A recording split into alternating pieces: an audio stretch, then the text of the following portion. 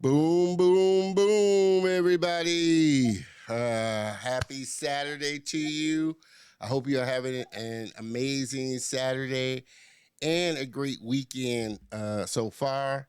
My name is Don Terrell, and I want to welcome you to another great episode of The Color of Motion, where I like to say, hey, stories come in all shades, and I highlight people of color and diverse backgrounds in the industry of motion graphics, animation, visual effects, cartoons, and comics. This space that I am just so crazy about.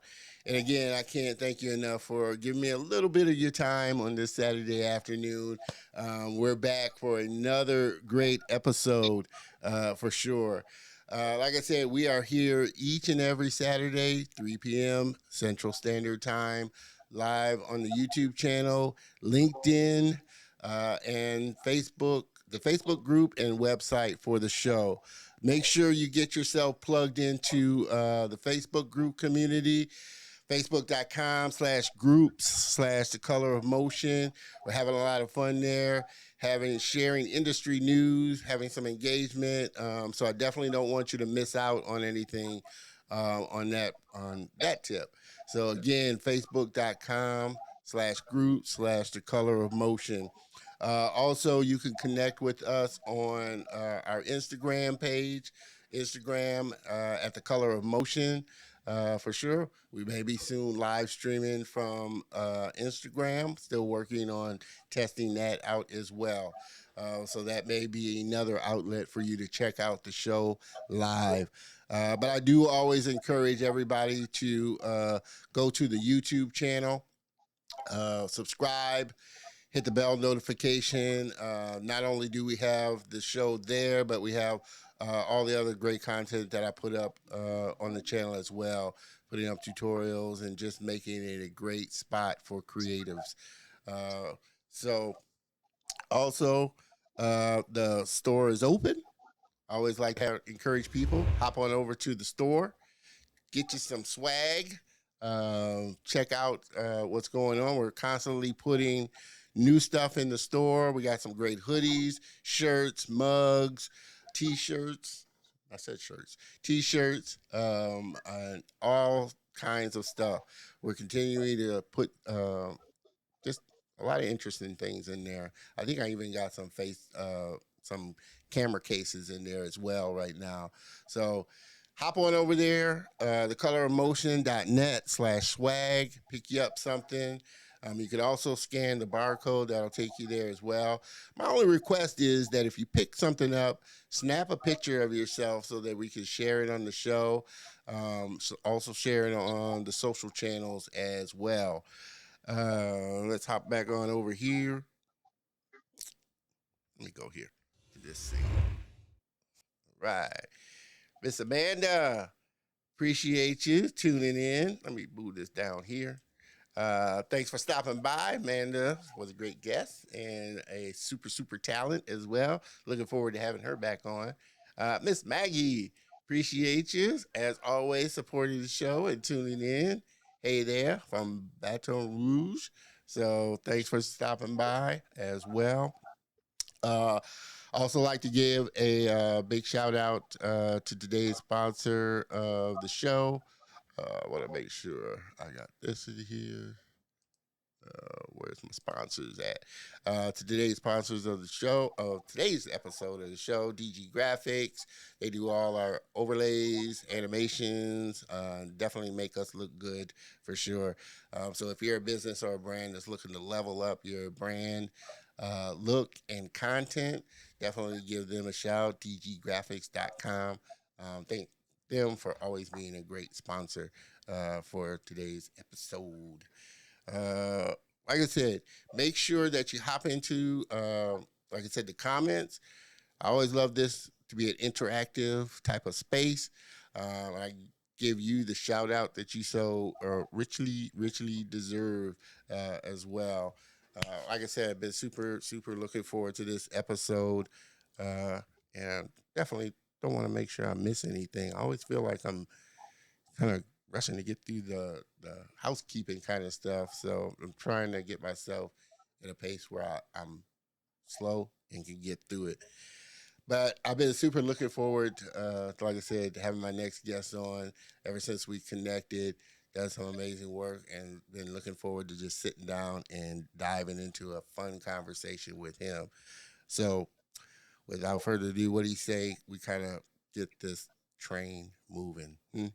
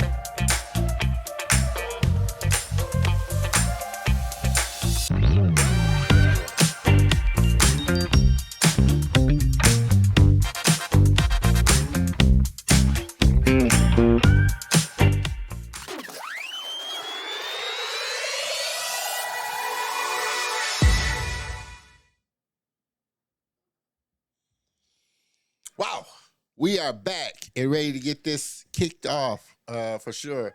Yes, Miss Maggie, that's my new intro. Let me know how you like it. I appreciate it. Like I said, every season I try and kind of spice it up some more. So appreciate that as well. But definitely, I always look to hear from you and give me some feedback because, like I said, that always helps me to make the show the best possible show that I can make it. You know me, I'm trying to make this show top notch. So, giving me feedback on what you want to see, maybe some guests I might want to get on, that type of thing, definitely helps me to keep the show on point as much as possible. All right. Let's get this show on the road. My next guest is the proud founder of TKMV STUDIO and graduated from the Art Institute of Phoenix. Other thing we got in common, we both went to the Art Institute with a bachelor's degree in media arts and animation back in 2016. His professional career has gone through many twists and turns that led him to where he is today, becoming resourceful, quick thinking, and most importantly, expanding his creative vision to match his ambitions. His business primarily focuses on illustrations and animations to bring storytelling and education to the next generation of creative minds. Everybody, please help me welcome my very special guest and friend, Mr. Tony Pham. Sticking with me through this here. We got to give you some applause, Tony. We're sticking with you on that one. I apologize, Tony. Like I said, it's a challenge when you're running the show by yourself, having to go through all of this stuff. But please, you made it work. But please, everybody, again, hop on. We are back live. Like I said, I apologize for any inconvenience, but super excited. Like I said, about this episode. Been looking forward to doing it, Tony, for a while. Ever since we connected, so I'm really excited about sitting down talking about, because we're kind of, like I said, we do a lot of the same things: motion graphics, motion design. So been really looking forward to sitting down and really kind of diving into how things are working with you, your journey through learning motion design. And like I read in the bio, you went to the Art Institute of Phoenix. I went to the Art Institute of Houston, a little before your time, but that's something we'll dive into. My first question, which I always kind of like to ask guests, how they kind of got interested in art and animation. Were you always kind of interested in this space, or did you kind of have another idea of something that you were gonna do for a living and wanted to do, and then kind of found this, or were you just kind of always artistically inclined and knew you wanted to do motion graphics and animation? Yeah, that's a really good question, and it's many twists and turns to where it got me to where I am now. But initially, when I first started, it really was the love of Jurassic Park, and I started drawing dinosaurs, and I wanted to try and like get better at it because my dinosaurs are really no better than drawing stick figures. Just moving forward. That wasn't exactly the coolest thing, but as I progressed and I started watching more animated movies, Atlantis from Disney, I started watching Tarzan, and then eventually I stumbled into like the Transformers series.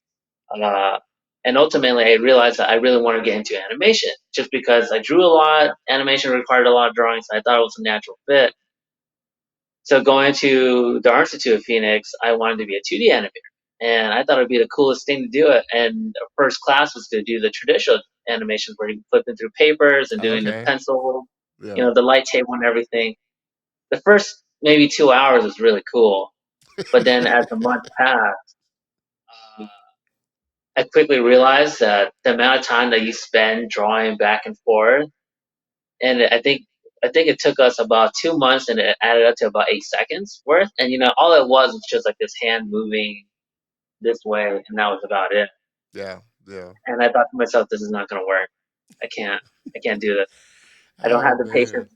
I just couldn't. So eventually, 3D got introduced later on during the semester, and then it just spun this whole new imagination for me. Where you know what, I can create characters, I can do these animations, and I don't have to redraw every frame. There's like a weird calculation where it just computes the different movements in between Yeah. those keyframes. And then it just brought me to where I am now, going from graphic design as one job after I graduated. And ultimately, I really want to explore animation and the love of storytelling that I've always wanted to be a part of growing up. Um, and unfortunately, a lot of the protagonists of the films I watched as a kid had no representation of me whatsoever. And so I've always felt a little bit more belittled because of that. So Really. I wanted to try and tell stories that had more of that representation, more people that look like me, more people who were heroic, who were scientists, who were smart, and not just like a side character that got killed off on the side. Yeah. So I wanted more, and that ultimately pushed me to what I'm doing Yeah, yeah. And I've heard that from so many people. Like, I saw Jurassic Park and that just did it for me. I wanted to be in film and animation and visual effects. So I know that's usually a starting point for a lot of people. You know, they saw Jurassic Park or Star Wars, that type of movie. It really got it kicked off for them. Um, and like I said, I went to the Art Institute, I graduated in '87, so quite a few years before you did. They didn't even now. have computer animation at that time in their curriculum. I went for traditional art and design. So I thought it, you know, interesting that they started. I think they started the year after I graduated. Kind of computer animation program and using computers and stuff. What was your experience like going through the Art Institute? Because I know, mine's was a little different, but, you know, how did you find going to the Art Institute as opposed to doing a lot of online courses? Now you're seeing a lot of online school animation schools and visual effects schools that you can learn online. Was that a conscious choice for you to go to a brick and mortar as opposed to doing online? Yeah, I think what was the most attractive thing about the Institute was their bachelor's program in terms of you can get it done in 3 years instead of four. And so my mindset, or at least my logic at the time, was that let's just get the bachelor's and just get this thing done out of the way, throw me into the industry as soon as I can, and let's just get my feet wet as soon as possible, so then we can just get this ball rolling. So that was number one for me in terms of just getting that out of the way and just getting that bachelor's degree, because I didn't want to spend 4 years in college. I just wanted to get things done quickly and move on. Um, and then after that, everything else is more like the accomplishments and some of the instructors. Um, and even more so, I guess, talking about how more involved I could be. And I'm looking at it. I don't know how blunt I can be on a live show, Be blunt. I mean, but I try not to I try not to censor people. I definitely, definitely obviously, I don't go excessive, cussing or violence or anything like that, but I let people be and say how they are and say what they want. So, just say it. okay, all right, okay. So I'll be blunt then. So my experience with the Art Institute was great until it came to the point of me graduating. And I say that because a lot of the stuff that was taught was almost 5, 10 years behind. And so by the time we graduated, the majority, well, first off, there was a huge amount of numbers of animators who had joined the program, and only five of us have graduated for that semester. And out of the five, only two of us have actually gotten jobs. And looking back at it then, our jobs weren't even that related to the things that we wanted to do. I went into graphic design, another person went into like curriculum development, and it was nowhere near where we wanted to be in like making TV shows, animations, and whatnot. And again, going back to the lessons and the education, the softwares, everything was 5, 10 years behind. So when we were trying to do our portfolios, going to conventions, people were telling me, no one does this anymore. No one uses this technique. No one uses a software like that. And I thought to myself, what are you talking about? This is like the 3 years we spent, and all this time and all this payment that we did. What do you mean Yeah. no one uses this? And so ultimately, I had to scrap everything. I had to start over. I started buying magazines. I did online courses instead just because they were faster. Yeah. Uh, YouTube videos, again, conventions, seminars, whatever I could take to at least help elevate me to catch up.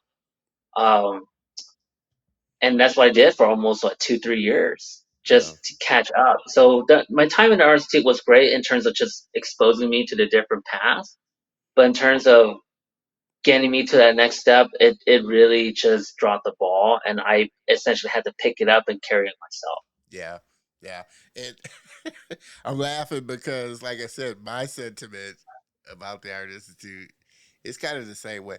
Although, like I said, when I went, it was obviously, like I said, 87 when I graduated, and it was only a 2 year. So I only got my associates. They didn't have a 3 year. That was all you were going to get. It was your associate's degree. And I think that obviously was one of the bad raps about, Art Institute, because I that whole chain, because they had at that time art institutes all over Chicago, Pittsburgh, Houston, Phoenix. They had and that was kind of their bad rap. So I think a lot of people, even the ones that didn't go to the Art Institute know that whole chain. They were just about making money and just churning out people. Like I said, I Yeah, appreciate the time I went, and fortunately, it was really short, 2 years, um, and all of that. But I feel like it, like you said, it really wasn't anything that was kind of applicable to what you could wanted to do and wanted to kind of get into. Like I said, at the time, they were just teaching traditional graphic design, production design, that type of thing. Um, Definitely weren't teaching animation or anything in computers, and everything I learned on the computers is self-taught or YouTube channels yeah, and that type of stuff. So I think that was kind of the big downfall. And then they went through their whole financial fiasco and just closed down. I don't know if the one in Phoenix is still open, but the one here closed hmm down. Yeah, that whole chain just closed down. It just imploded because they were just trying to make money, trying to pass, and they were charging an exorbitant amount at that time.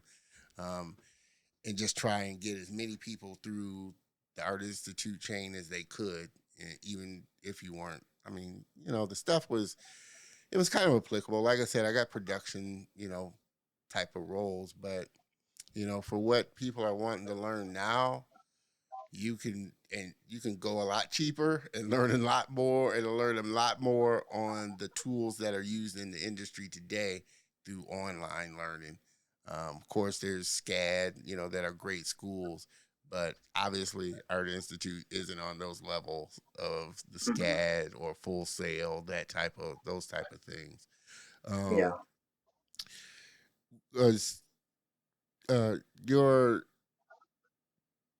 so well, I mean, you kind of said what you said about the Art Institute. So, do you feel like your degree really doesn't, a bachelor's degree really doesn't play in getting work as opposed to your real, which we are going to take a look at a lot of the work that, and they do some amazing work, TKMV Studio. But now, a degree, unless you're planning on teaching, or being in, like I said, that kind of structured, teaching role, does Hmm. the bachelor's degree help you in any way of getting work and in the studio getting work and all of that? Or is it just really more about the work? I tell this to people a lot. Uh, all the projects and the accomplishments I've made, and even the milestones I've had so far, no one has ever asked for my degree. Yeah, Nobody. No one has ever asked or really even cared for it. yeah, And so when it really comes down to it, all they care about is if you can do the work, you can do it in high quality, and you can do it on time. yeah, That's it. yeah. And Bachelor's degree means it's almost meaningless. yeah, in the way, like I said, you can get much better quality of training and learning. Like I said, going through some of these online schools like Animation Mentor or School of Motion. I don't know if you heard of them, School of Motion. They have some Oh great yeah, motion. Yeah, they have some great courses, and for a whole lot cheaper. Like I said, you don't have to go into amazing debt to get really targeted learning, and that. So how did your parent, or did you ever express that to your parents, you know when you decided to go to the Art Institute, and what was their kind of thought on you kind of going into this space? yeah. They saw the red flags before I did. Um, but me being young and I was Impulsive. starstruck. I was like, who cares? It's 3 years. Let's just do this. But no, my family, they saw the red flags that are trying to tell me, hey, don't do it. Don't be part of this. There's so many things that's wrong with it. It just doesn't make sense. But I was like, who cares? Just go. And so, yeah, they told me. I mean, like I said, they gave me all the warning signs. Uh, I saw them a little bit late, and even what you mentioned before, yeah, the art institutes started to shut down.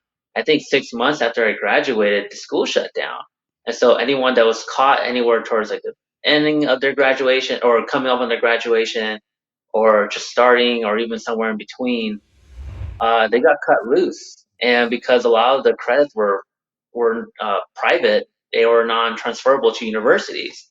So some of the folks had to basically start over, and that, I mean, yeah, I can't. There's so much bitterness towards our Institute of Phoenix, and that could be a whole nother rabbit hole we can go down Trust me, to. I feel you on this, and I'm so thankful I went when I did, because, like I said, I went from 85 to 87, so I got in early. It was expensive, but it wasn't near expensive as it was as it got towards the end.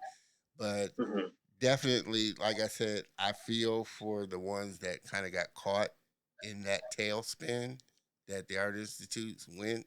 Um, but I am thankful I got in and got out when I did, with minimal, uh, school loans. I think at the max, it came out to like 10 grand. I took about 10 Mhm. grand worth of, loans for semesters and stuff. So I got out pretty unscathed, where most people, like I said, it was just going up and up. And I feel, you know, you, it was almost a scamish kind of thing. So like I said, it was just so much for the money, and it Yeah, was just mismanaged, and it didn't really look out for the students and stuff. And yeah, like I said, I feel bad for the ones that really went through it towards the end of it and got, like I said, caught up in that tailspin of them imploding on themselves, for sure. Um, Obviously, uh, for you, that was a big lesson. um, but you kind of came out on the other side. What's been kind of the hardest thing that you've learned doing motion design and animation? Because I know for me, coming from a more traditional art background, it was a big kind of learning curve to learn, motion design, animation, especially, I guess when I was kind of getting into it, there weren't as many online schools, and you could probably watch a few things, and it definitely wasn't as many as YouTube videos as there is now, but Yeah. just the concept of animating was challenging for me. What was kind of the hardest thing and the biggest challenge for you in in learning motion graphics, even when you were at the Art Institute? Well, obviously they started you on, which is kind of funny when you think about it, because I don't think you may get some traditional stuff, but they're going to put you in Maya in the softwares that studios are using. So Yeah. it's I would figure it would be very hard to learn, how to animate and really use the tools that are industry standard tools. Yeah. Yeah. Probably one of the biggest challenges was, well, at least starting off was like the lack of exposure, or at least the length of the exposure to the software that's needed to do the work. So as an example, we learned how to use ZBrush, but we were only using ZBrush for like 5 weeks, and we were expected to be like experts at it. Mm, And so, and even on top of that, learning how to rig, we only did that for maybe about 10 weeks, and we were expected to be proficient at it. Now, from someone starting from ground zero in 10 weeks to be good at animating, just using some basic knowledge, that's asking a lot. You essentially would have to do a lot of your own homework, yeah, a lot of your own tutorials, which also adds to the fact like, then what's the point of going to the art institute if I have to teach myself anyway? But I think the biggest, after that, the next challenge would be just learning how to figure out the concepts, because motion design and then going into your character animations is almost two different animals, two different beasts. And yeah, so I had to really retrain my brain in terms of, okay, if I want to have this movement come in a certain way, uh, I can't really think of it as if like I'm trying to move an arm or a leg to try and do the same thing. I had to reteach myself in terms of really looking at like the different elements, like pieces, letters, or strings or whatever it is, and treat it as its own thing. And ultimately learning the software that does it pretty well. So going from Maya and ZBrush for character animation and then jumping into Cinema 4D was a whole nother beast to try and figure out how to use all these different components, the new UI, the new tutorials and all that stuff. So it was a lot of transitioning from one software to another, and then of course retraining your brain to look at graphics and rather than just thinking about character animation. yeah, yeah. No, I think, and that's hard for a lot of creators, especially a lot of creators that are using multiple softwares. I mean, I know some people focus, their whole thing is they're just in Maya and that's what they do, animate, or they're just in ZBrush. But when you're using a lot of different tools, at the speed at which tools change and you're having to learn things, it can be a real challenge. Like I said, I know for me, everything has pretty much been self-taught in as far Mhm. as just computers, animation, motion graphics, because I just, that's not what my degree was in. So when I got interested in it, I know I was how I started really diving into 3D was I was doing um, graphic design for a turnkey company that built like systems. They built like video toaster systems and stuff like that, but they also sold animation software. And I don't know if you remember the software, Softimage, um, but that was the one that was used to create Jurassic Park. So that's why Oh, I was just geeked about learning it. I was like, wow, they did Jurassic Park with this um, to create Jurassic Park, all the dinosaurs and stuff. But it was a really dense kind of technical software. And so when I was trading out doing graphics for, and they would let me come in and learn on the systems and stuff. And he brought out all the manuals. And it must have been a stack of manuals, like 7 or 8, and they were thick manuals.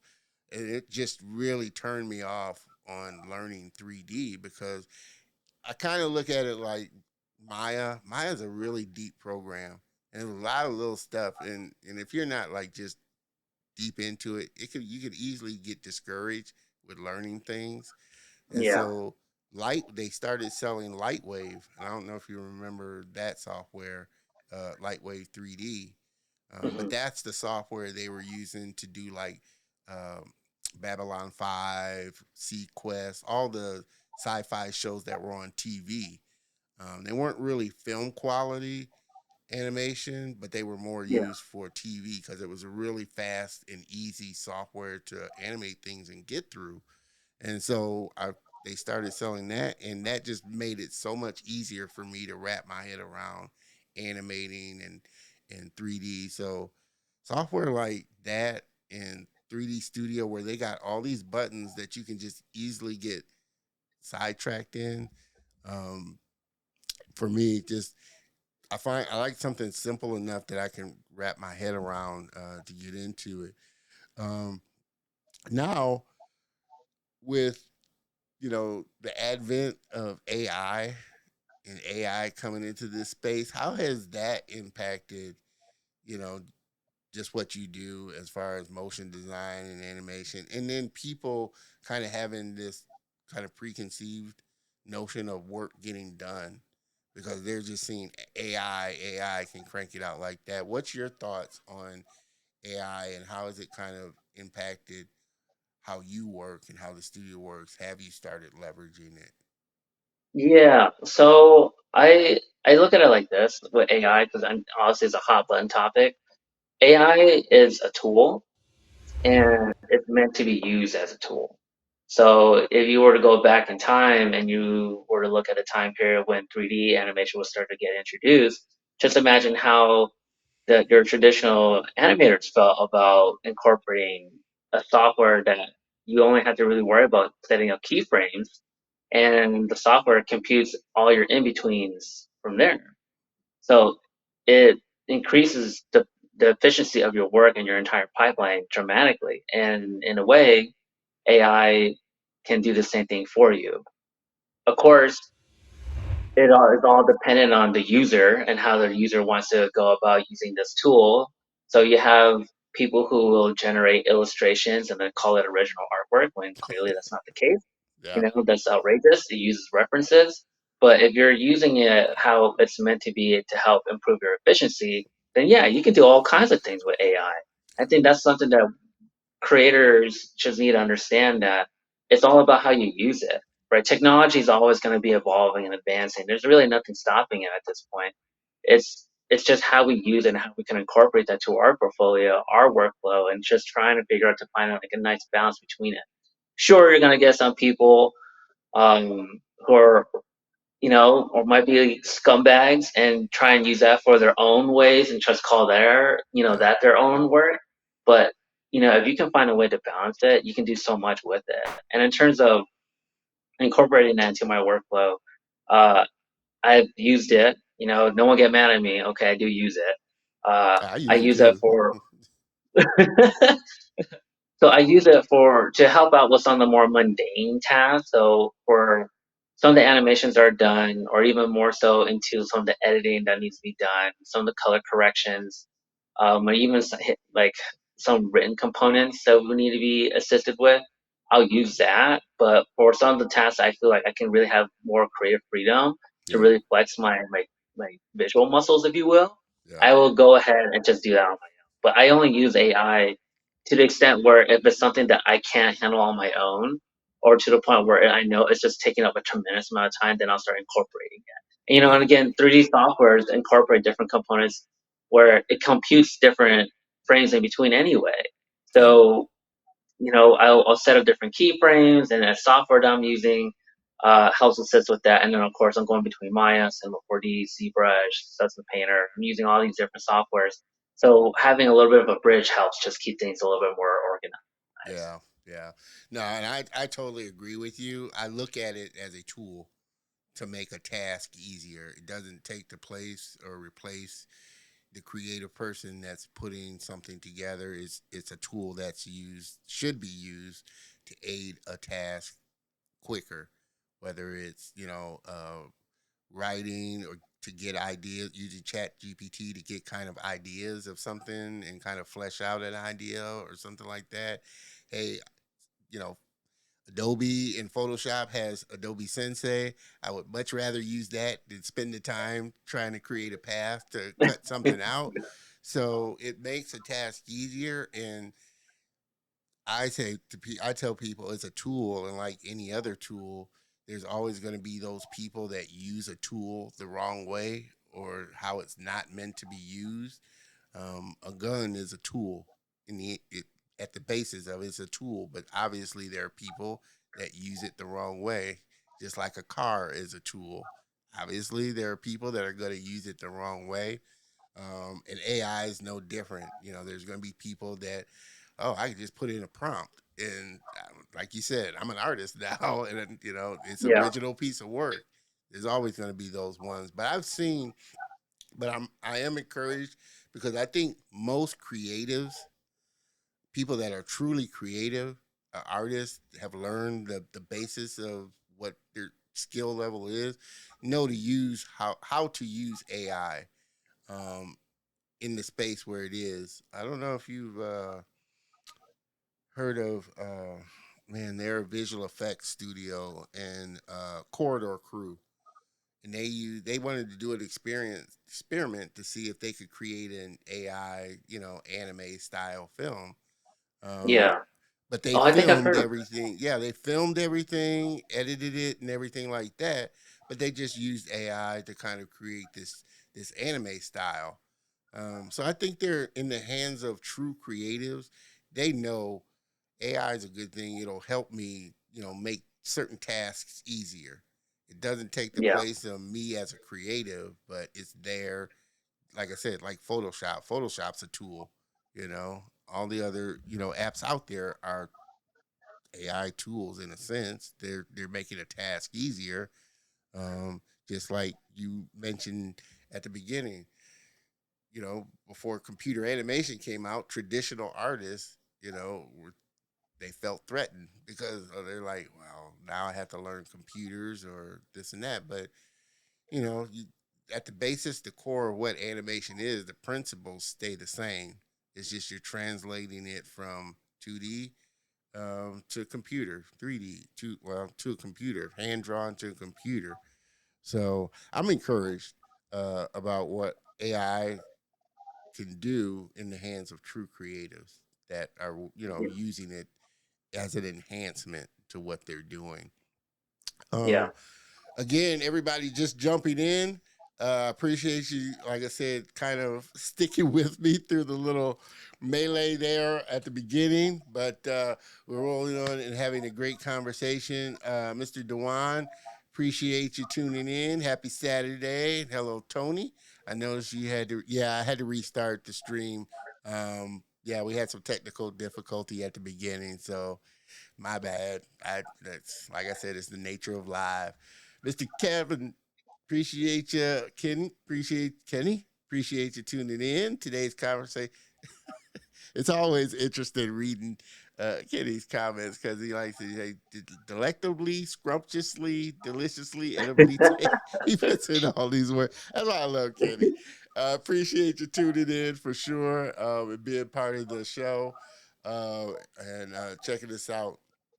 Um, to this point, outside of your parents telling you about the Art Institute, what's been the best piece of advice that's kind of helped to serve you as you're learning things and as you're building your business? What's been the best piece of advice that's been given to you that has stuck with you? Oh man, best piece of advice.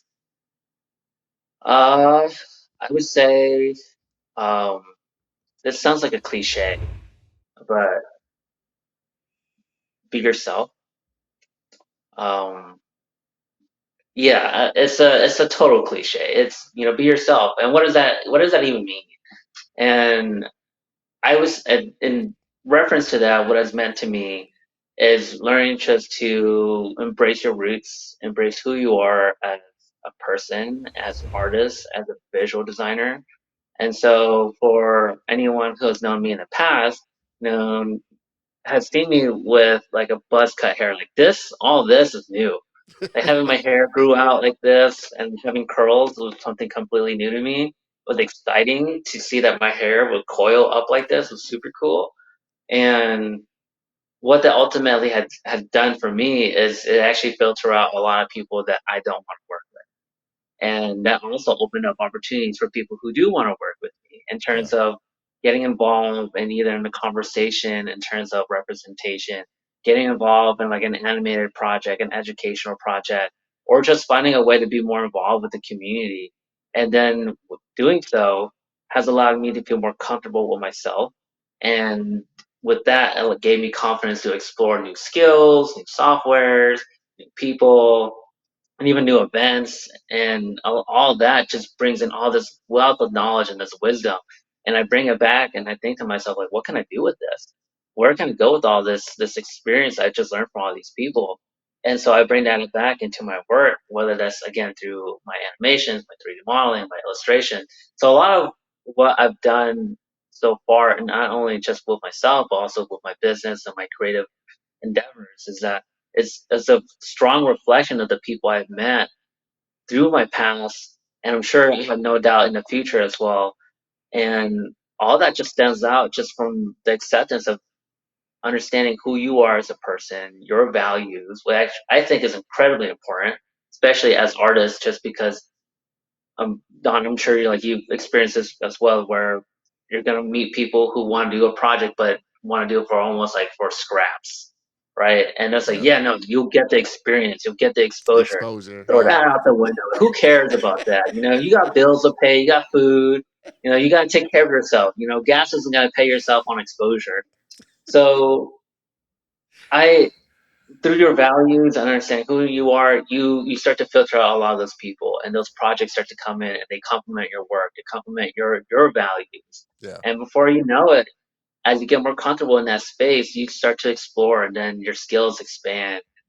You never know where that can take you. I'm surprised where I am today. This is Yeah. kind of crazy, and Yeah. all of it just started with just accepting who you are.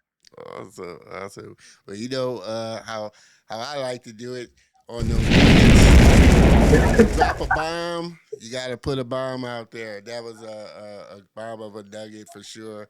What you said, it definitely. I don't think there's an artist out there that at some point during their journey they've heard that, oh, it's exposure. You'll get exposure, or something for your portfolio type of thing. It definitely, as you go, get further along in your journey, your career, there will be those opportunities where it does make sense to, invest and say, hey, I believe in your project. I really love your project.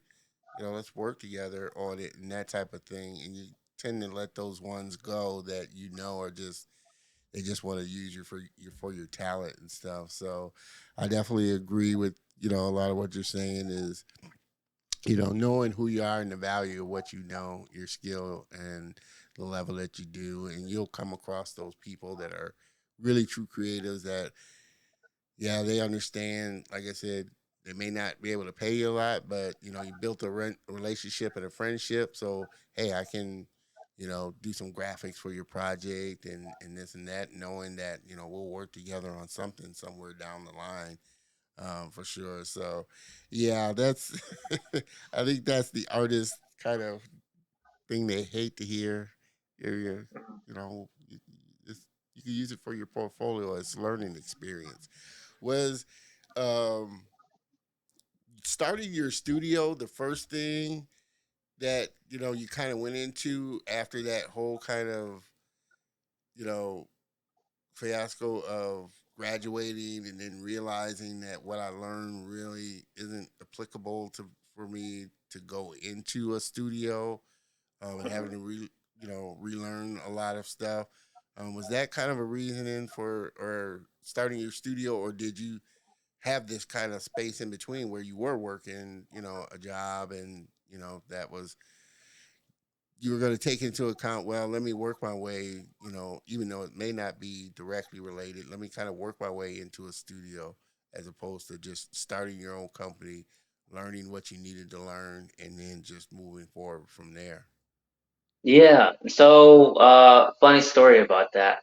I actually wanted to start a studio when I was a kid, like when I was just learning about like films and like, oh, you can do this as a job. Like this is cool. So as a kid, I've always wanted to make my own movies, and I didn't exactly know what that meant. But as I got older and going to the art institute, I was like, oh, now I know. I want my own studio. I want this. I want that. So throughout my experience in the art institute, I was also like recruiting, using quotations for that because I Yeah, was trying to find a team. I was really hoping to find a team where I can get together. We can do this, almost kind of like a corny college idea where you're hanging out in a garage, you come up with like these ideas, and then you hope for it to blow up. But unfortunately, it didn't go that way. But I still had the intention of always starting my own studio, going to a graphic design job. It was all right to take care of the bills, but I was still trying to find my way to get to that point. And then after that, I was working at a training facility doing like medical animations for skeletal systems, a muscle yeah, system. It's really like that really ramped up my taste buds to just like I need to get this thing done. So it's always been there. It's always been an itch. And I want to say what maybe 3 4 years ago, I would say it really something just triggered it, and I just wanted to keep going and just pursue it. And then not too long after, I started a studio, and I wanted to do it more so as a reflection for my family. hmm, So for those who don't know it, the four letters for that's on TKMV Studio. yeah, So T is for my mom, Twee. K is for Kristen, N is for Martha, and B is for Veronica. So being the first generation in the States, being the first one to finish high school, being the first to finish college, and having, you know, my parents come from other countries to be here and given yeah, up a lot to be here. I want to be able to show that in my career and also all the things I've done and all the things I will be doing. So I wanted the studio to be a representation of my family, almost as a way to just show that we made it here, we made a presence, and we're gonna keep going. And yeah, so that was one of the bigger drives of why I wanted to run my own studio is because I wanted to captain my own ship. I wanted to march to the beat of my own drum. yeah, I wanted to do things my way. I want to do things that made sense to me and was reflective of the things that I wanted to stand for. And I knew trying to go into a studio, not only would it be like a long progress in trying to get to that point, but I would have to deal with the hurdles of the different work environments, the stereotypes, the unnecessary comments, and there's so just you can go like a long list with these things, but I ultimately just wanted to just do my own thing yeah, to just to make to make something out of it. yeah, And that was reflection of my family, our efforts, and then of course just the stories that I wanted to yeah, yeah. Well, do you think it would have been quicker? You would have, I guess, learned the process quicker had you, gotten into, say, Disney or Pixar or some of the other studios out there. Because I often think, kind of like you, I always want to do my own thing, but I would love, and even maybe now, I don't know at my age, but e- being able to get into the studio to learn the working process of how to put an animated film together, an animated project together.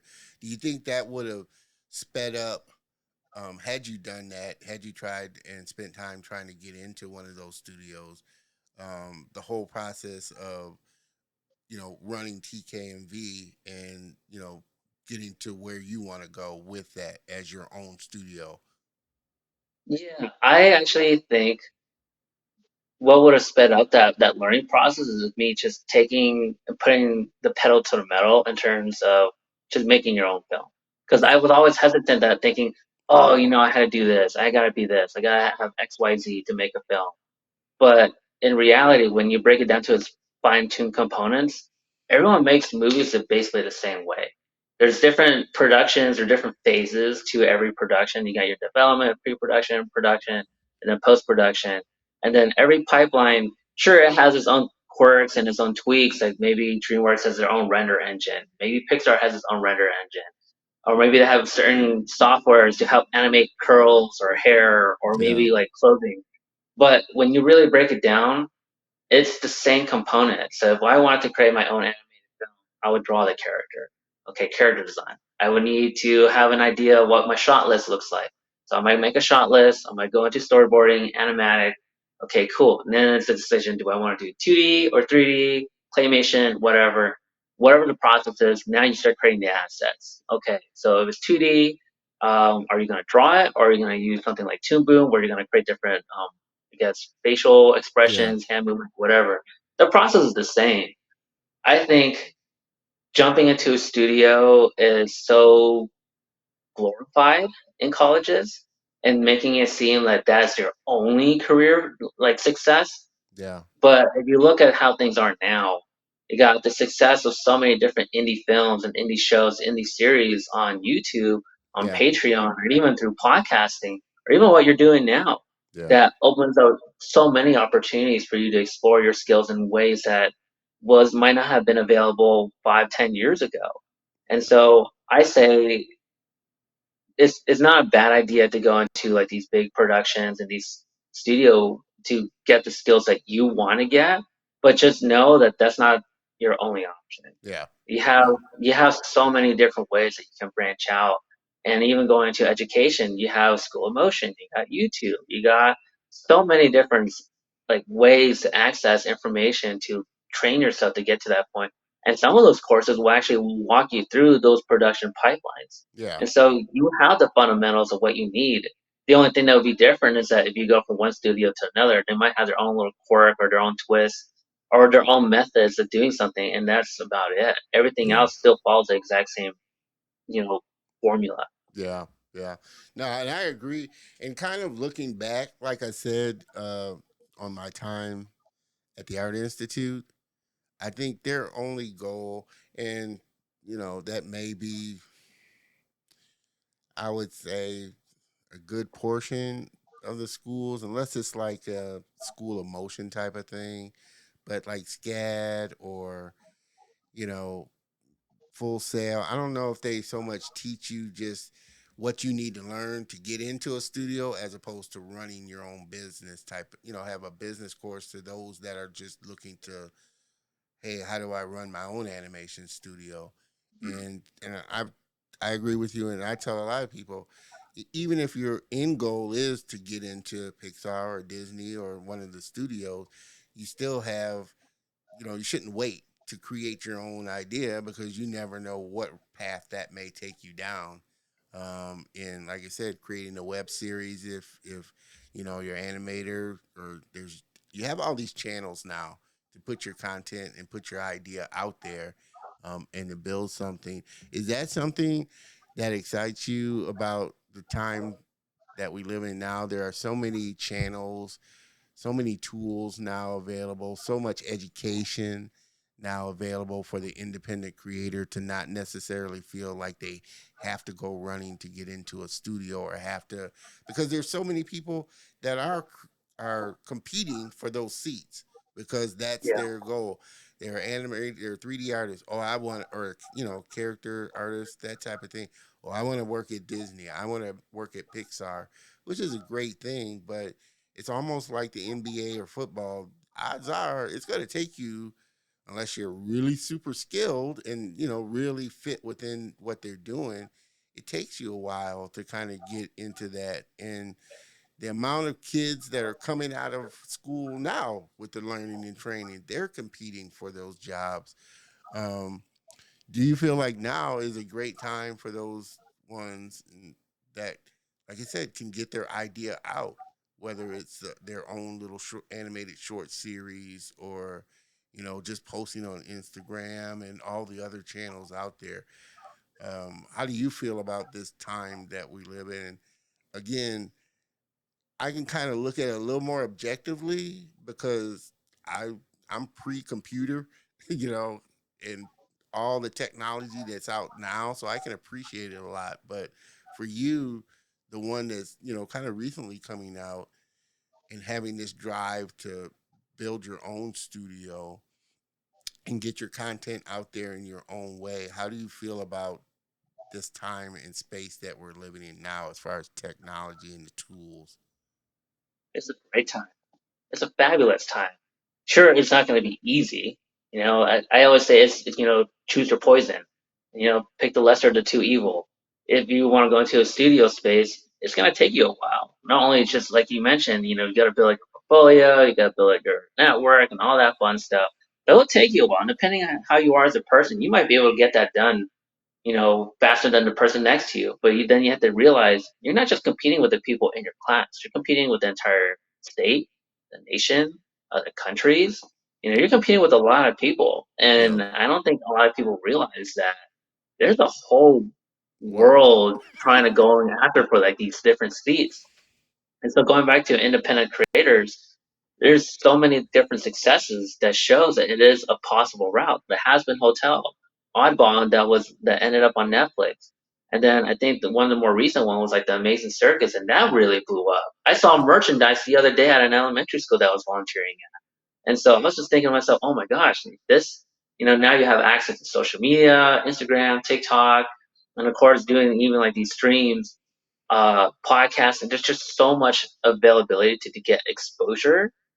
Now you can almost do whatever you want, and as long as you figure out how to work the system, play into the algorithm using like the memes and the different trends, your content can explode so fast. You can gain your followers, and if you use something like Ko-fi or Coffee or whatever it's called, and then Patreon, Yeah. you can use that as a way just to fund your own projects, Oh and it yeah. doesn't have to be anything crazy.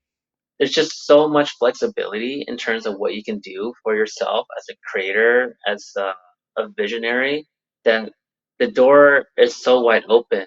All you have to really do is, well, maybe not the only thing, but as a starting point, it's just taking that leap to just start. Yeah. Because that's always the hardest part, is just getting started. It's like trying to go to the gym. I always tell myself, after eating like a bunch of what I've learned are Hawaiian donuts, uh, to make an effort to go out to the gym, go running. But every time I wake up, I'm just like, like, what's the point? Like, why do I got to do this? But as soon as you put your foot out the door, you get out, you get that momentum, and then before you know it, you're walking, and then Yeah. from walking, you're running, and from running, you're sprinting, and before you know, you're already in the motion. You're already accomplishing things. It's just getting started. So I say this is a great time for anyone who has ideas, and you don't even have to jump into a full-on animation.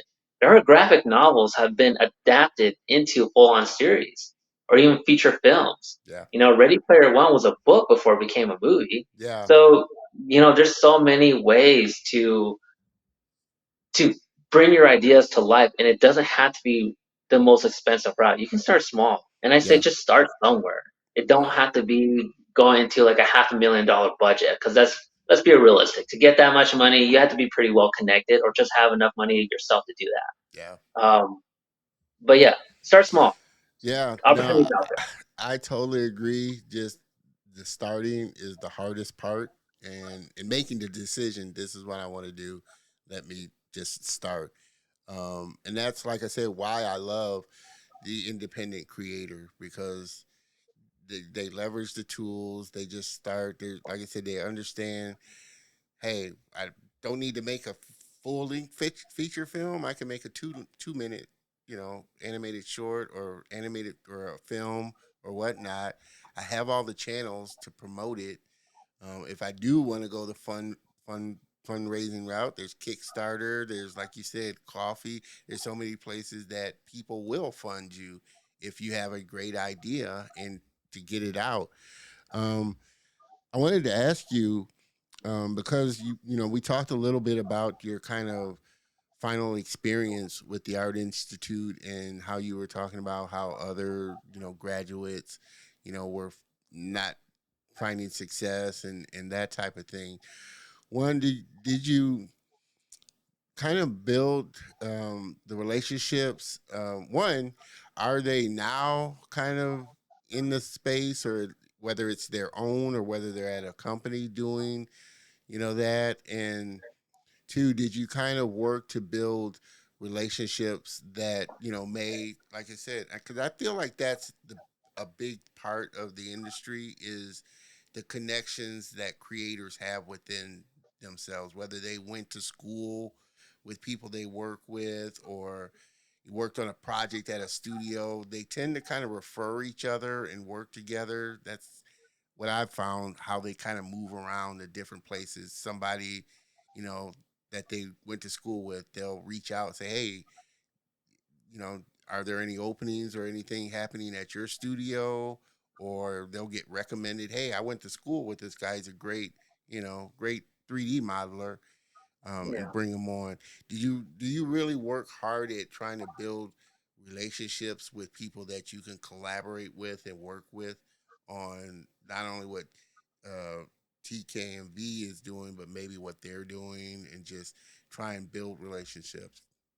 Oh yeah. If I would say 50, if I was to divide it, I would say 50% of what I do is networking, just straight up networking, chatting, connecting, and then the rest of the 50% is actually doing the work, right? And so why 50%? Because it's so important in what we do to know, because like we only want to work with people that we trust, people that we know. It's very, very difficult to try and work with anyone that we don't really know, and we might just be getting something off or something just doesn't feel right, and then they do the work and you're like, like you just messed this whole thing up. I don't want you anymore. So, so through networking, it just builds that level of comfort because you already know someone that knows someone that has already a good work ethic, who has a good portfolio, has a good skill, who maybe is even teachable, who is workable.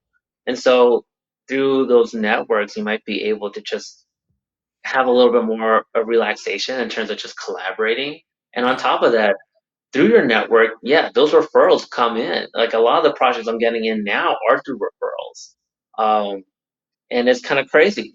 And even right now, I always say like one of the best relationships I've had so far is my connections with Arizona PBS because even through them has allowed my business to grow and get the kind of exposure that I didn't quite expect. I had plans for it to happen like maybe further down the road, but now it's starting to come in a little bit earlier than I had anticipated.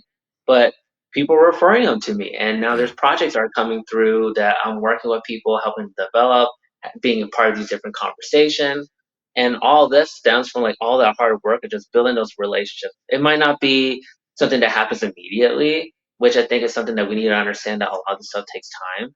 It could be months, could be a couple months, could be even years. Yeah. Like one guy I met a couple years ago at a film festival, he remembered me from our connections on LinkedIn, and then a year or year and a half later, now we're working on an animated short, and he remembered me from it. So shout out to you, Brian, if you're ever watching this. Uh, but yeah, so those relationships are so important and so key, especially if you do good work and people want to keep working with you. That's so important. And the one thing is if you burn a bridge, I feel that stuff spreads so fast. Yeah, it does. That's another thing I learned about the industry is, if you're a difficult person to work with or have a bad attitude, that goes around really quickly. They would rather have you know, and most studios do that. They really, which is why they interview you, is partly to see whether your work is good, but then the other part is, do you fit within the culture of this company? Are you Yeah, easy to work with? Are you manageable? A enjoyable kind of person? And if they feel like you have a bad attitude, that's almost like a scarlet letter, and it goes around very quickly, that you're a difficult person to work with, no matter how talented you are. I think most studios will kind of look at that a lot more. You could be a really great artist, but if you're a hole to work with, or you're just difficult to work with, you're not gonna last too long. That's what I've yeah, found. I agree. I 100% agree. I've seen it reflected in some of my former classmates where they were difficult to work with in a classroom, and trying to go out to the field, it didn't take them anywhere. And even you asked me before about where my classmates might be at in terms of their careers. As far as I can tell, a lot of them are still trying to figure it out what their next step is, and even some of the ones that might be a tad bit more ambitious are still not quite in the realm that they want to be in. And granted, we also had to play the catch up game, so a Yeah. lot of us tended to burn out after that 5, 10 years of just trying to catch up. So it's not an easy game to play. It's really, really not. And a lot of times you have to be just as a freelancer, you have to chase in projects after projects after projects up until you get to the point that your reputation does you well, and those projects just come to you through referrals.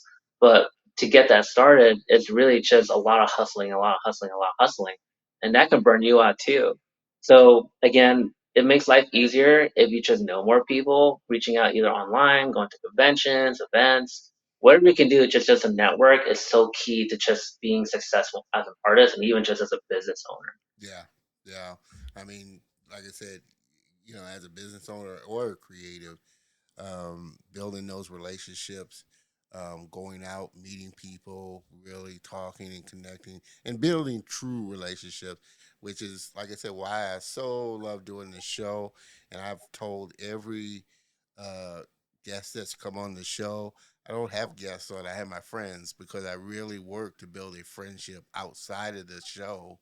You coming on the show because I know we're creatives. There's an opportunity us for learning from each other, work together, and build. That's how things get done, especially in this kind of creative space.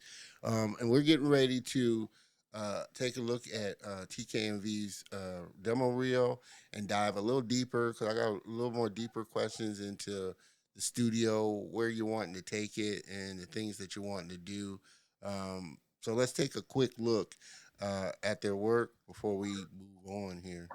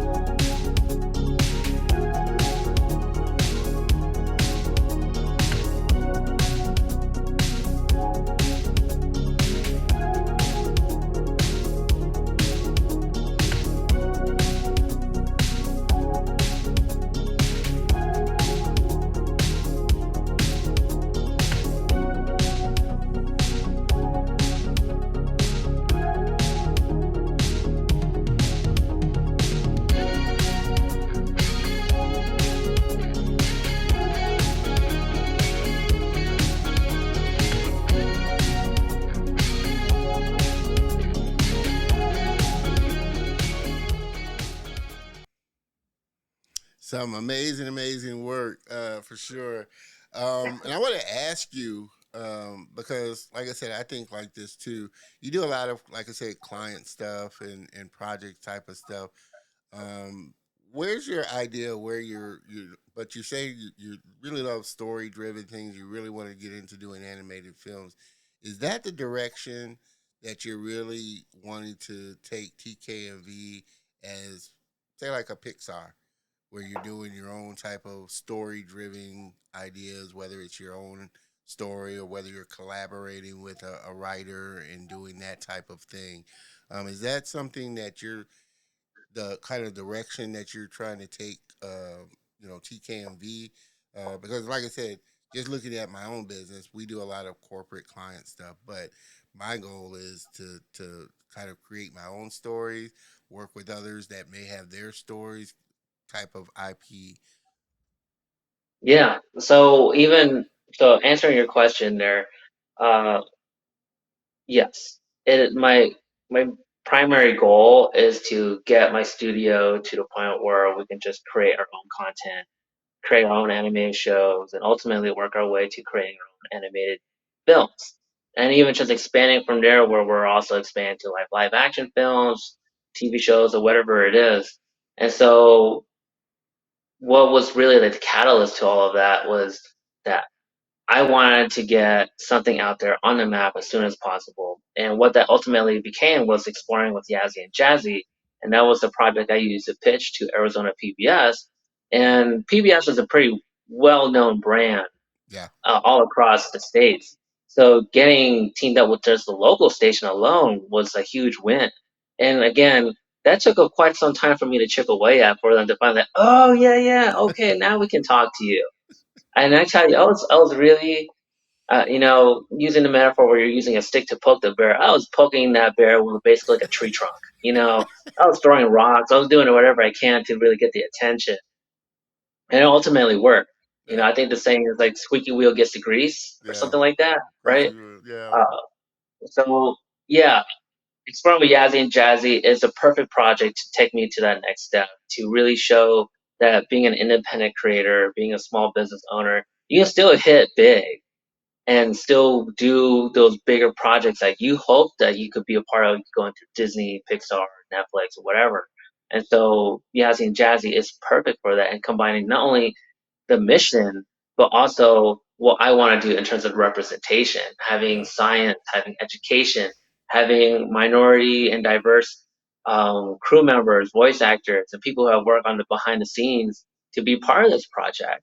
And going back into being more independent and creating your own stuff, having our own podcast, the ZT Animation Brush podcast, is a really good way for me to, again, go back into my network, my friendships, and talk to some of the folks, kind of like what we're talking about now, and say, hey, we've known each other for a while. Let's chit chat. We have always had good conversations, so let's just do a recording. It's really nothing too different. Just don't cuss too much. But Uh, and then we're also working on putting together our first web comic, which I did not realize would take so much time. But same idea, just gotta get started. You gotta start Yeah. somewhere. Yeah. So I'm really pushing into getting into more original content, creating our own stuff. Because I love the client that I work with. I love the projects that come in. But at the end of the day, the one thing I want more than anything is for us to do our own thing, because that's the same idea why I want to start the business is to march to the beat of our own drum, be the Yeah. captain of our ship, have us be the one that's calling the shots. And so creating our own content is a perfect way to get into that door. Yeah. Yeah. Miss Maggie, loved your stuff there. Nice, nice. Oh, thank you, thank you. For sure. I'll throw up some comments here. Facebook user, which I always encourage everybody to connect. Let eCam connect with you so I can see your name and your picture. Um, and going to ecam.com/connect will allow me to do that. So appreciate that. It's the no parking. Oh my gosh. I happen to be a coffee creator myself. It's the main hub for offering art commission. I think, like I said, this is a great time because you got so many channels to allow you to make money off of your own content, whether it be Patreon, and really allow the people to help support you. I know I found this for me. I want to ask you, um, handling the business side of being a creative. And my last guest, he is the master at it. If any of you seen last week's episode and know Chris Doe, he talks about the business of being creative, and I know that's always a challenge for me, and the hardest thing for me because I've spent so much time being a creative and not having to, like you said, go hunt and kill the food that you eat. So going to get the clients, going through the client meetings, was that something that was a big leap for you? And is that something that you still, you know, either struggle with or are working through? Just the handling of running a business in a studio. Mhm. Surprisingly, this feels incredibly natural. Uh, I've I need always some of what been. you got. It feels incredibly natural. And if if my sister Kristen was here, she'll tell you anytime we go shopping or when we go to the grocery store, I'm always talking to people. I'm talking to the cashier. I'm talking to people who stock stuff just because I know what that was like. I worked in retail. I worked in all these like these random odd jobs, so I get it. It's not always a it's not always a great job, and sometimes you want to have something different, or you're just in a different experience, or whatever it is. You might just be having a bad day. But if you just have someone to say hi to you, just kind of put a smile on your face, it actually lines you up. Because that helped me out when I was in those positions. And I just like to get to know people. I'm always Yeah, talking to everyone to the point where it's almost to a fault. Because when I used to work at Costco, I actually got pulled aside because I was talking to so many people as they were coming up the line. The managers would say, "Hey, look, you're talking too much, and you're really holding up the line." And it was the holiday season, yeah, so to stop me from talking so much, they actually put me outside to push carts, and so I can stop interacting with people. But that didn't stop me either. It's just so natural for me to connect and just chat, and I'm always throwing myself in random scenarios. It just yeah. feels easy. Well, I mean, the aspect of now, because like you were saying about PBS, you spent time, like I said, trying to go and get them to notice you and get that meeting to where you could even go in and talk to them about what you were doing. Just that aspect of running a team, or if you have a team or a big team, managing team, paying 1099s, or if you have people that are permanent employees, W9s, the whole aspects of running a business, as far as networking to get clients, networking to get meetings in with companies that you're wanting to do work with. Was that a challenging thing for you? Just like I said, the actual logistics of running a business. Yeah, no, it's again felt natural. The only thing that didn't feel natural was doing the taxes. I Okay. I absolutely hate doing taxes, but I do pay them. Okay, I do take care of those. Yeah, yeah, But yeah, yeah, yeah. the logistics in terms of managing a team. Being the oldest out of all my siblings, I had to manage them anyway. Okay. My parents didn't really speak English, so I had to translate a lot of the conversation from either homework or bills back and forth between families. So in terms of translating the meetings to my team for us to do what we need to do, it was very natural. In terms of keeping morality up, that was also very natural because that was something that we had to deal with growing up. Just because the environment that we had to grow up wasn't exactly uh, applicable to kids. Yeah. So I had to really keep our morals up to keep going through the day. And it's no different with in terms of handling some of these tougher projects, meeting these tougher clients, or even just having a bad week or bad day, or even just a bad month. You still have to try and manage that so you can keep the morality up so that everyone can keep going. And sometimes you might just have to take that beat and take more of those hits so then they don't have to take some of those Yeah. hits. So Yeah. then they can keep doing what they're doing, what they're good at, and then you keep marching with them. Because at the end of the day, running a business is not just you. You have a team, you have people you're supporting, and Yeah. you have to be aware of that. And so when it comes down to networking, I really do my best to work with people who I feel that will fit our atmosphere, our culture, so that we don't get to the point where we're just burning out. And of course, managing money, finances. I mean, that took a little bit more of a learning curve just because I never had to deal with taxes to this extent. Yeah. As I started exploring, learning about the CPAs, that definitely helped out a lot. But yeah, a lot of this doesn't feel overly different. I mean, there's different logistics like the taxes, Yeah. making sure that you're paying people on time, of course. But overall, a lot of it feels very, very natural. Yeah. Yeah. So you do have full time permanent employees, or is pretty much like contracting, out type of work? What's your kind of business situation as far as like running your business? Is it full time It's employees? No, not yet. But right now we're all contractors, Yeah. including myself in my own business, just because I haven't hit that revenue. spot for even to hire myself as a full-time employee just because benefits are so expensive.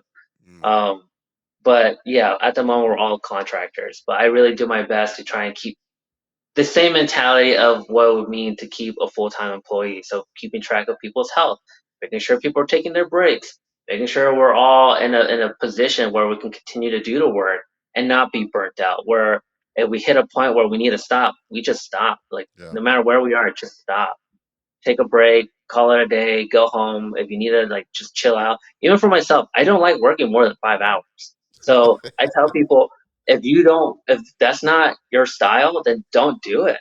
yeah, Just the only thing that matters if we can get the work done and we can get it done on time, that's important. But your yeah, mental health, your well being is just as important. And so yeah, that's something that I need to make sure that everyone is taking that into consideration yeah, and putting that as a priority. And it's no yeah, different with being around my siblings. Is that if you come home from like a bad day and you want to keep working because you need to pay your bills, I get it. But at the same time, you got to take care of yourself first. You got to yeah, really put yourself as a priority and then go from there. Because if you're burnt out today, you're not going to be able to be good to work tomorrow or even the day after. So really taking care of yourself is really important. yeah, yeah. And I found that, like, especially over the last year and a half, that's been a big hot thing in the industry because so many artists are getting burnt out working, especially working for these big studios, and the turnaround and the churn through that, they're putting out films and movies and stuff. That has, mental health in this industry has been a big thing because, like I said, depending on what your position is and kind of what studio you're working at, it is kind of easy to get burnt out because you're working, you know, on all these big, tight deadlines, big production type of things. And so I think that's, like you said, if you don't have your health, you're definitely not going to have, anything in the first place if your health is bad and your mental state Yeah. is kind of in this bad place. Um, you spoke about really showing, uh, diversity, and just this equity and inclusion within this industry. Um, how do you feel the state of where more diverse creators is at now? Because, like I said, it seemed like there was this big shift, with companies, especially with George Floyd's murder, having this more diverse kind of voice within the industry. Where do you see it at now? You know, ever since it really kind of started to get this groundswell. Yeah, I there's progress. Let's just be clear that there has been progress made. Yeah, Is it enough? Personally, no, I don't think so.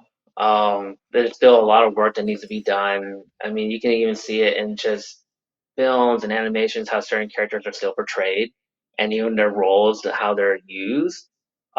There's still work that needs to be done. There still needs to be people who are part of the culture that needs to come in and be part of the production team because you're having folks who might not be aware or who aren't part of that culture or even from their world, creating narratives for that community specifically and completely missing the mark, yeah, right? And so that's still happening, and then that's still even happening here in different industries. Being part of different nonprofits, and even just being part of different conversations, having the conversation of being diverse and being part, being inclusive, is such a huge topic, and it's it was still personally, it's still a long way to go, but we are making progress. The shows are coming out, but there will always be those conflicts of people saying that it shouldn't be this, it shouldn't be that, it should be how it was back then. So we're gonna run into hurdles. We're gonna be running into obstacles, and change is scary. Change is scary, and we need to be able to navigate that, yeah, to bring those representations, bring those stories, because we need to be heard. We need to yeah, be seen, and it's more important that for the next generation of artists and creators to come in, that they need to be able to see that they can see themselves behind the screens. They yeah, can see themselves behind the camera, behind the animation, behind all of that. Because without that, we'll always be put in pits. We're always going to be stuck, and we'll always have other people telling our story, and yeah, that can't keep happening. We need to be able to take that foot. and move it forward and say, actually, this is how our story is. This is how I tell my story. Yeah. And so we are making those progress. There are organizations that are supporting it. There's fellowships, there's internships. There's so many different programs that help really elevate that. But at the same time, it's hard to not see them because it's difficult because we don't get that kind of exposure or that awareness. And Yeah. so just putting that more out there will help elevate that further. But yeah, Yeah. I like where we are, but I would like to have more work done. Yeah, we definitely have, like you said, while there have been some great strides, we definitely have a long way to go for sure. Not only, like I said, and I always say, not only in the production side, but really uh, the executive level, the ones that really green light, really champion a lot of the diverse content out there. We definitely need more people um, of color and diverse backgrounds in those positions as well. That's why I'm really encouraged about the independent creator because they'll create their own story and their own narrative in their own way and not feel like they're locked into you know doing it the Disney way or doing it Pixar way or whatever way it may be. And so I'm always excited about that. That's why I love, like I said, and I've had on a lot of creators from over in Africa that are doing, and the industry is exploding over there tremendously. But I love the fact that they're championing this narrative of we want to tell our own stories in our own way, and the way we want to put it out there to the world for sure. What are the types of independent projects that you would love to kind of sink your teeth into as far as TKMV's own IP and own story? Is it, you know, what style do you like? Anime style, 2D style? Is it horror? What's the kind of stories that you want to tell as a creative? At the moment, a lot of it is being in the children's space, mainly because uh, before I did all of this, I did a lot of children's book illustrations, and it just grew and grew and grew to where it is now.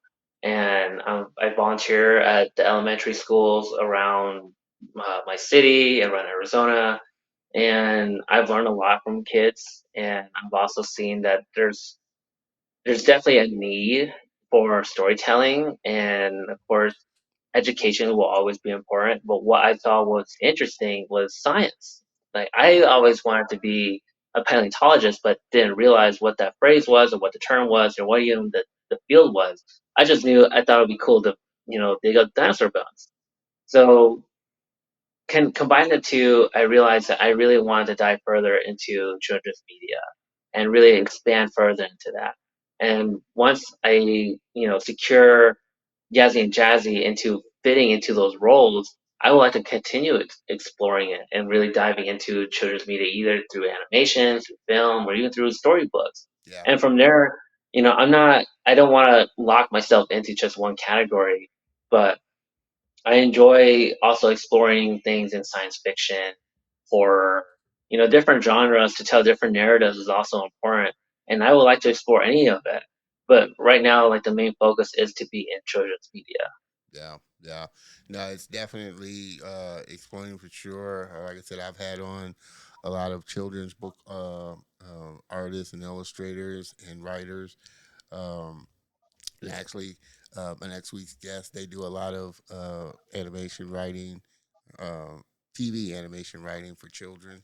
So it's definitely a space that exposes, which I think is the big thing, not only to the industry, but just to other concepts like science and math and getting them interested in those in a fun, engaging way.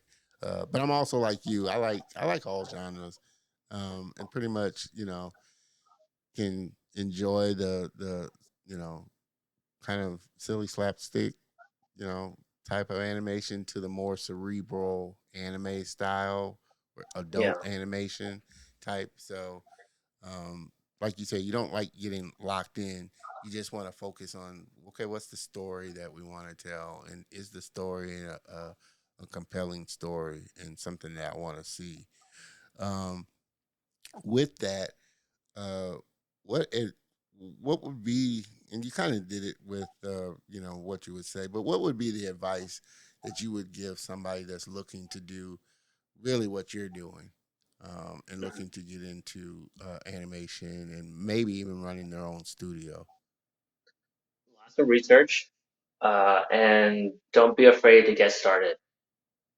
And I say those two things. I mean, getting started with anything will always be difficult. So, I mean, as mentioned before, as soon as you get started and you can learn to crawl, you walk, you run, before you know, you have everything running. But doing your research and being aware is just as important, just because so much is changing in the industry. Things are constantly shifting. It took me a while to realize that Unreal Engine is being used for animated TV shows Oh and yeah. even being used for movie production, TV production. I'm like, what? Why didn't anyone tell me this? So it took me a while to catch on to that. And so now there's big movements into it because it's such a fast rendering engine, and then you can do everything basically live. Real So time, it's yeah. so being aware of those things will help you, one, keep pace with how the industry is constantly shifting. And this goes back to the conversation with AI. Technology is always evolving, things are always improving. So it's up to you to try and be as aware of as you can of these different tools, so then you can bring it in, especially if you're doing it as a business and you're working with other people.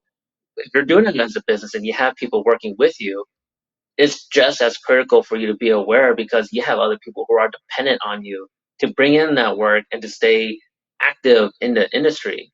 If it's just you, then that's okay. That's up to you how you want to go about. But if you have other people depending on you to bring in that work, if you're not used to that stress or to that level of management, then you're going to be in for an interesting wild ride. Yeah, that's like I said, it's a totally different. And that was my biggest, like I said, lesson. It's a totally different mindset from moving to employee to employer. Hmm. And like you said, you have, even if it's yourself, it's on you to provide for your livelihood. And if you're an employer and you have employees, you're providing for their livelihood, how they live and how they can pay their bills and all of that. So it's definitely a big mind shift, for sure, to move from. And like I said, that was kind of my biggest challenge of moving from employee to, a business owner, entrepreneur type person, and going out and getting work. Having to go out and get clients. You don't have to worry about that when you're an employee. You know, Yeah. the company bring the work to you, and you just sit and Yeah. do it. But when you're running your own company, freelance entrepreneur, you have to go out and get the work. Otherwise, it's not just gonna come fall into your lap, for sure. Um, Again, everybody that's just tuning in and may catch this on the replay, we had a little snafu at the beginning, but I appreciate everybody that's kind of stuck through this. Everybody that'll catch this on the replay for sure. Like I said, I may have to do some editing because I had to restart a whole new stream for this, and didn't go through the intro. So, but this has been definitely a great show, Tony. So looking forward to having you back on. Like I said, not only as a guest, but I see a great opportunity where we can work together and do some work together for sure and create something. That's why I love the industry. Uh, you meet so many creative people doing so many creative things. It just excites me about uh, this time. You just mentioned Unreal, totally unreal software, piece of software. I They knew that picked the joke was right. coming. They picked the right name, and that's what I love because it's free. It's a free software that will allow creatives to a certain point. I mean, as you start to earn revenue from it, obviously you'll invest in it and that. But as a person that's just starting out or a small business or entrepreneur, I love this. Like I said, I love this time because there are tools like Unreal. There's tools like Blender. So many tools out there that are free and affordable that creatives can use to get started in what they want to do. Like you mentioned before, the key thing is just starting, and jumping into your lane, and not really focusing on what other people are kind of doing and letting that discourage you through this. So I can't thank you enough, Tony, for, like I said, one, being a part of the Color and Motion family. Like I said, your family now, so you're always, welcome on the show, and whatever you're promoting and doing, that's what family is for, to help lift it up. Definitely looking forward to us doing some work together, for sure. Make sure that you go over to Tony's social channels, connect with him. Like I said, they do some amazing work. He Check out his website, TKMV Studio. It's on LinkedIn. That's how we connected. Instagram, Twitter, YouTube. Check out his podcast, because he's had some amazing guests on his show. And looking forward to seeing even more amazing guests on the show. TKMVstudio.com/animationbrush. The big thing is really exposing people not only to the industry, but to other creators of color that are in diverse backgrounds that are doing some amazing things. I think that's the big thing, is really exposing. I wish I'd have got that when I was in school, having somebody come to my school and speak about, animation and in the industry. And it's funny, because I've talked to a lot of guests that, the first thing they say was, wow, I didn't know you could make money, you know, doing this. And not realizing that there are people that are getting paid and make a living doing this thing that you love, for sure. So I can't thank you enough for being on the show. All this information will be in the show notes up on the channel. So again, make sure you hop on over there, uh, like, give a thumbs up. More importantly, comment. Commenting on the episodes definitely helps the channel, helps the algorithm, and like I said, it's a great way to engage with the guest and really get some kind of one-to-one feedback, for sure. So again, Tony, I can't thank you enough for being on the show, bro. Thank you, Don. I appreciate this. This is a great opportunity. I enjoyed this. The conversation was great. And, this is just part of the network, and I'm happy to be part of the family too. Awesome, awesome. If you could hang out in the green room while I close this out, I appreciate it, so we can talk a little more. Uh, but everybody, please, again, help me thank my friend Tony Pham for being on the show and really sharing his journey with us. Hang out just a second there, Tony, and I'll get right back to you while I close this out. Cool. Everybody. Like I said, little hiccup there at the beginning, but as we say, hey, what happens live happens live. You just gotta roll with it. Trust me, that wasn't the first, and I'm definitely sure it won't be the last for sure.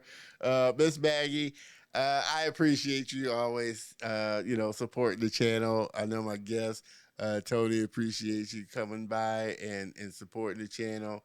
Mr. No Parking, Dewan, I appreciate you. Kenny, I appreciate everybody that supports the show. I so much appreciate you supporting the channel, because, like I said, I always preach my mission. I always preach my, what the show is all about, and trying to make it the best possible show that I can make it. But I definitely can't do that without you, the viewers, and without definitely my friends and guests coming on the show and making it the best possible show that I can make it. Just got to work through all the little hiccups that I go through, and try and refine them as best as I can. Well, with this has been a great episode. And this season has, like I said, gotten kicked off to a great season. Definitely Next week is no exception. Really looking forward to next week as well. And I always love doing these 2-for-1 episodes. You're going to get 2-for-1 next week with my guests, Charnel and Shanae Gibbs, the Gibbs sisters. They are film and TV animation screenwriters for Disney and so many other studios. So definitely looking forward to sitting down with both of them. So you will definitely get 2-for-1 next week. So excited about that. And with that, like I said, can't thank you enough for everybody that's tuned in live. Definitely can't thank you enough for the viewers that are going to catch this on the replay. But I will see you next week. Same bat time, same bat channel. Have a great week, everybody. Cheers.